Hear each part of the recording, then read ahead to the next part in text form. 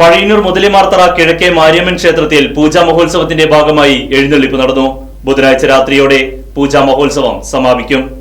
പഴയന്നൂർ വടക്കേത്തറ മുതലിമാർത്തറ കിഴക്കേ മാരിയമ്മൻ ക്ഷേത്രത്തിലെ മാരിയമ്മൻ പൂജാ മഹോത്സവത്തിന്റെ ഭാഗമായി ചൊവ്വാഴ്ച കാലത്ത് മാവിളക്ക്, പറയെടുപ്പ്, വിശേഷാൽ പൂജകൾ, എഴുന്നള്ളിപ്പ് എന്നിവ നടന്നു.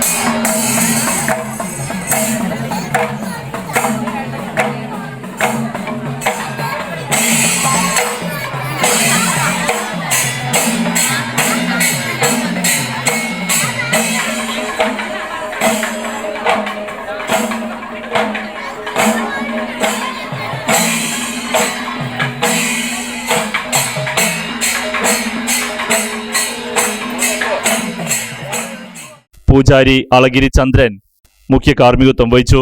പഴയന്നൂർ ഭഗവതി ക്ഷേത്രത്തിൽ നിന്നും ആന, പഞ്ചവാദ്യം, ബാൻഡ് മേളം, മയിലാട്ടം എന്നിവയുടെ അകമ്പടിയോട് കൂടി നടന്ന മാവിളക്ക് എഴുന്നള്ളിപ്പിൽ നിരവധി ഭക്തജനങ്ങളാണ് പങ്കാളികളായത്. Right news, Pazhayannur.